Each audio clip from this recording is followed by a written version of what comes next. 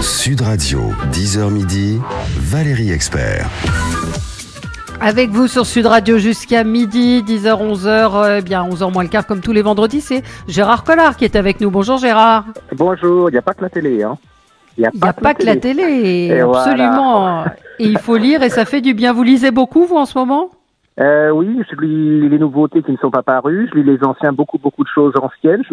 Par moments, je fais une petite dépression parce que je me lis plein de trucs qui sont nuls, donc c'est un peu... je faut faire comme Bernard Pivot, les lancer derrière votre épaule quand c'est nul. Oui, c'est ça. Non, je m'en sers pour me grandir sur ma chaise devant mon ordi, mais...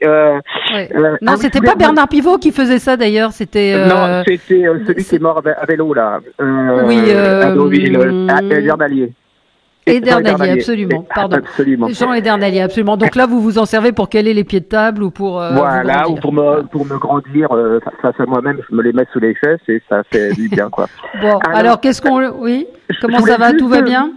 Ouais, ça va. On est relativement... J'ai relativement de la chance. Je suis dans ma librairie, j'ai plein de livres. Voilà, on va pas se plaindre par rapport à d'autres gens qui vivent ça très durement. Ouais. Hein. Donc, non, je voulais juste revenir la semaine dernière parce que c'était la fin de l'émission, on n'a pas eu le temps tellement d'en parler. C'était le bouquin d'Adrian McKinty qui s'appelle La Chaîne chez Mazarine, qui était un polar absolument exceptionnel. C'est machiavélique, c'est tout ce dont les gens ont peur, c'est-à-dire que c'est une maman, un jour elle est en voiture, tout se passe bien, elle laisse sa fille aller à l'école, et puis quelqu'un lui téléphone et lui dit écoutez, voilà, on a enlevé votre fille, vous appartenez dorénavant à la chaîne, eh bien, il faut que vous fassiez la même chose que nous, on a enlevé votre fille, il faut vous trouver $25,000. Si vous ne trouvez pas les $25,000 et si vous ne trouvez pas quelqu'un à enlever aussi, fille à enlever, eh ben mon fils mourra et la vôtre aussi. C'est absolument et je ne comprends pas qu'on n'en ait pas parlé plus, j'ai complètement tombé à côté et j'ai fini ça, j'étais absolument fasciné par ce roman. Donc ne passez pas à côté, ça s'appelle La Chaîne et c'est chez Mazarine. Chez Mazarine et l'auteur s'appelle Adrian Mac, donc MC et collé KINTY, ça s'appelle, donc c'est un polar qui est visiblement, moi je l'ai pas lu, assez prenant, on peut le dire comme ça. Je crois que c'est la peur de tous les parents. On a ça au fond de soi-même, c'est que sa fille soit enlevée ou son fils soit enlevé. Et là, ça vous prend. Et puis, c'est diaboliquement fait. Alors, il y a une mamie qui m'a téléphoné l'autre jour et qui m'a dit j'ai un petit-fils, mais j'ai pas de livre en langue des signes. On pense jamais aux enfants comme ça. On pense aux enfants qui entendent et tout. Et elle m'a dit qu'est-ce que vous pouvez faire pour moi? Et donc, je sais qu'il y a beaucoup de gens qui sont concernés par ce problème. Et j'ai trouvé des applis, donc je vous les donne. C'est-à-dire pour des petits-enfants qui ne savent pas lire, qui ne peuvent pas lire, c'est ça? Voilà, c'est pour des albums pour des petits-enfants ou des enfants... Qui sont sourds, qui sont malentendants et qui ne savent pas lire, d'accord. Là, et les parents se retrouvent confrontés à un problème, c'est comment les occuper et comment les faire lire. Alors, j'ai trouvé des sites, il y en a un qui s'appelle Include. C'est INCLOOD, et c'est une super idée de l'album de l'école des loisirs. Ils ont édité en vidéo, en langue des signes, leurs albums principaux. Et je trouve ça, j'ai regardé, c'est hyper bien fait.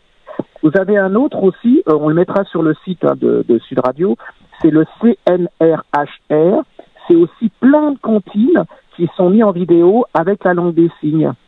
Donc ça, je trouve... ça c'est une bonne... Voilà. C'est une très bonne initiative. Et toujours, vous parliez de l'école des loisirs. Il y a l'école des loisirs à la maison. Donc, sur Internet, tous les matins à 9h, il y a des activités pour amuser vos enfants, des lectures pour les aider à s'évader, des auteurs qui sont là pour les aider. Donc, il y a des activités. Il y a une journée avec Chien Pourri. Vous vous souvenez de Chien Pourri? On en avait parlé. Il y a une journée avec Simon. Donc, c'est l'école des loisirs, les maisons d'édition, en tout cas pour enfants, se sont adaptées à la situation. Et voilà, je vous ai interrompu. Allez-y, Gérard. Non, mais il n'y a pas de problème. Et puis, il y a un autre site qui s'appelle Les Outils. Alors, je ne sais pas comment on prononce les outils comme les outils. TICE, T-I-C-E, ou Auditice, j'en sais rien. Et c'est un site qui vous propose une complète de livres numériques à télécharger. Alors, c'est complètement gratuit. Il y en a des milliers. Et vous allez pouvoir trouver votre bonheur là-dedans. Donc, alors, redites-nous le nom. Les outils, comme les outils. Et TICE, T-I-C-E. Les outils TICE, d'accord. Et alors on a un... Oui, allez-y. Non, j'ai trouvé un truc génial. Hein. Ça s'appelle la boîte verte, comme une boîte verte.fr. Et là, vous avez un truc génial pour les parents.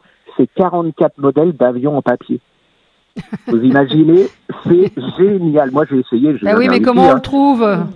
Eh ben, sur Internet. Enfin, vous tapez la boîte verte.fr et là, vous avez tout des fils avec la manière de construire les avions. Et ça, je peux dire que les enfants, oui, et ça va les occuper un petit moment, vous aussi. Et bon, si vous êtes un peu manuel plus que moi, ça posera pas de problème. Et c'est un moyen très très sympa d'occuper leur temps, quoi. En plus, ils lanceront dans la maison et tout, ça peut, voilà, c'est assez sympa. Ok.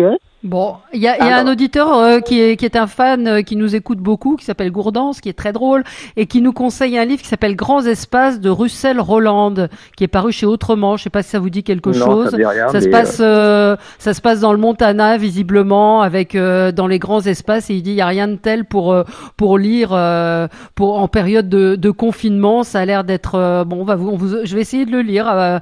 C'est voilà, les purdis qui ont perdu, qui n'ont pas perdu d'enfants, tout le monde a perdu des enfants. Ça se passe dans le Montana. Si vous aimez les grands espaces, ça s'appelle Grands espaces et Russell Roland. Merci de ce conseil. Alors, Gérard. Alors moi, j'ai découvert, parce qu'on m'a parlé beaucoup, c'est une Irlandaise, elle s'appelle Nuala O'Fallon. Alors, O'Fallon, hein, O''F''A''O''L''A''I''N. Et c'est l'histoire de Chicago May. Alors, Chicago May, c'est une femme extraordinaire. C'est une Irlandaise, hein, ça se passe à la fin du 19e siècle. Elle se tire d'Irlande et elle va se retrouver aux États-Unis. Et là, elle va avoir une vie absolument incroyable. C'est-à-dire qu'elle va être braqueuse, elle va arnaquer, elle va voler les riches, elle va être danseuse. Enfin, elle fait incroyable, mais c'est une vie incroyable. Vous allez la retrouver partout. Elle va connaître les frères Dalton. C'est une histoire vraie. Hein. Elle va mourir en 1920 et quelques à Chicago. Elle va être poursuivie dans le monde entier parce qu'elle braque tout le monde. Elle va même braquer les cops de l'American Express. C'est un bouquin. Alors, faut tout lire de O'Fallon. Elle décrit les personnages de femmes qui ont des destins incroyables et qui vont souvent le payer très cher, hein, de dépasser tout ce qui est la condition féminine de leur époque et qui vont, pour être libres, elles vont sacrifier pas mal de choses. Elle écrit merveilleusement bien. Ce sont des vrais livres d'aventure, c'est pas du tout ennuyeux et c'est la découverte vraiment d'une... Alors là, je connaissais pas du tout, mais c'est vraiment une magnifique écrivain irlandaise. Hein. Vous pouvez y aller. C'est-à-dire que redites-nous les éléments qu'on retrouve. Alors, c'est Nuala, comme Nutella, mais sans le... Alors, N-I-A-L-A, U-A-L-A. Et l'auteur, c'est O'Fallon, O''F''A''O''L''A''I''N. O'Fallon, c'est ça. Et ça s'appelle l'histoire de Chicago, comme la ville, et May, comme le mois, mais avec un Y. Et c'est en livre de poche. Chicago May, et c'est en livre de poche. Moi, ce matin, j'ai lu alors, il y a des choses formidables, hein, qui se passent, il faut le dire, pendant la pandémie. C'est-à-dire que vous l'avez dit, il y a on l'a évoqué encore, la Bibliothèque nationale qui met des livres à disposition. Et puis, il y a des grands musées dans le monde également qui mettent en ligne des expositions. Et ce matin, je voyais dans le Parisien qu'il y avait la Fondation Frank Lloyd Wright qui était accessible sur leur site. Frank Lloyd Wright, c'est un immense architecte américain, et du coup, ça m'a redonné l'idée de vous conseiller ce livre qui s'appelle Loving Frank de Nancy Horan, qui est un de nos livres préférés, hein, Gérard, on peut le dire. C'est au début du siècle à Chicago, un couple qui décide de demander à ce grand architecte d'avant-garde. Hein, il était vraiment, ces maisons, allez voir, sont extrêmement contemporaines. À Chicago, allez-y, si vous avez l'occasion après. C'est pour ça m'y fait penser ce couple demande à Frank Lloyd Wright de construire cette nouvelle maison. Et là, patatrac, coup de foudre entre Frank Lloyd Wright et Madame Cheney. Et c'est vrai que leur vie va être bouleversée. Ils vont s'enfuir. Ça va faire la une des journaux. C'est une histoire vraie. C'est une histoire d'amour incroyable. C'est un livre vraiment, vraiment formidable. Et puis la fin est pas forcément très gaie. Mais c'est en livre de poche. Ça s'appelle Loving Frank. Même si vous n'aimez pas l'architecture, c'est une histoire d'amour, l'histoire de ce type qui était assez hors norme. Et l'auteur s'appelle Nancy Horan, H-O-R-A-N. Gérard. Moi, je vous propose un livre de détente. Hein. C'est pas, je veux dire, il y a des moments où on n'a pas forcément besoin de lire de la littérature avec un grand L, avec qui suis-je, où vais-je, pourquoi-je. L'auteur, elle s'appelle Violette Cabzos. Alors, Violette comme une violette, et Cabzos, c'est C-A-B-O-S-O-S. Et ça s'appelle Le Soleil rouge du Tsar. C'est chez Albin Michel. Alors, c'est un super livre de détente. Alors, j'ai adoré. Alors, vous avez une jeune femme qui s'appelle Milena, c'est à notre époque. Hein. Elle est petite fille de Russes blancs, ces gens qui ont fui la Révolution après 1917. Et puis, elle est spécialisée dans une chose, c'est-à-dire qu'elle essaye de retrouver les objets qui ont appartenu à cette époque pour les revendre, pour se faire les passionner par ça. Et puis, en parallèle, vous avez la vie d'une ballerine, enfin d'une danseuse sous le temps de Tsar qui va tomber amoureuse d'un grand-duc, hein, c'est classique. Il va lui offrir plein de bijoux et tout, mais bon, il va l'acheter, hein, il va la jeter une fois qu'elle lui plaira plus du tout. Et elle va vous découvrirez, elle va cacher ses bijoux. Et Milena, la jeune femme, retombe sur, elle découvre qu'il y a la présence de ces bijoux, et c'est alors la recherche complètement de ce trésor. Alors vous allez croiser plein, hein, les tsars, Raspoutine, des agents secrets. C'est deux destins parallèles. Il y a des secrets d'État, il y a un trésor, il y a des anarchistes, il y a un poète. Moi, je me suis fait complètement avoir. Et puis en plus, elle vous décrit cette période des tsars de la Révolution et puis de ces Russes blancs qui se retrouvaient à Paris, qui étaient riches ici, mais qui se retrouvent chauffeurs de taxi. Allez-y, vous allez passer. Moi, alors, je me suis fait avoir complètement. Hein. Ça s'appelle Le Soleil rouge du Tsar. Le Soleil rouge du Tsar. De Violette Cabzos chez Albin Michel. Et si vous avez l'occasion, si ça vous intéresse, j'avais pas lu. Alors, vous voyez, ça sert quand même le confinement. J'ai lu le bouquin de Masha Merrill qui s'appelle Vania, Vassia et la fille de Vassia. Oui. Et j'ai adoré. Je sais pas si vous avez lu. Elle raconte, moi j'avais lu ses précédents livres, c'est une raconteuse d'histoire formidable. Hein. Elle a une imagination incroyable. Et là, c'est effectivement, je l'ai pas lu celui-là. Racontez-nous. Et puis elle est fille de prince, hein, c'est-à-dire moi je savais pas, hein, les filles du prince Vladimir Gargarine, c'est vraiment une dame d'origine aristocratique. Et c'est l'histoire de Vania, de Vassia, et c'est des femmes. Mais c'est surtout, alors moi j'ai découvert une chose, c'est que à Brive, en Corrèze, il y avait une communauté de Cosaques, c'est-à-dire qui ont fui en Corrèze et qui vivaient presque en autarcie après la guerre de 17, et puis ils vivaient comme ils vivaient au temps des Cosaques, mais les jeunes générations décident de vivre autrement, mais les Allemands arrivent, et il y a une chose aussi incroyable, c'est comment certains Cosaques, Hitler leur avait proposé de se battre contre les communistes pour retrouver leur terrain. Vous allez voir comment ils vont se faire avoir et tout. C'est un livre passionnant. Vous allez découvrir comment ces femmes, ces hommes vont essayer de survivre, comment ils vont combattre. C'est vraiment... Alors là, j'ai été très très surpris. Je me suis fait complètement avoir par ce bouquin, et c'est très bien écrit, et on sent qu'elle vit ça du fond d'elle-même avec passion, et puis elle écrit bien, hein. Donc c'est chez Liana Levy, hein. Ça s'appelle Masha Merrill, Vania, Vassia et la fille de Vassia.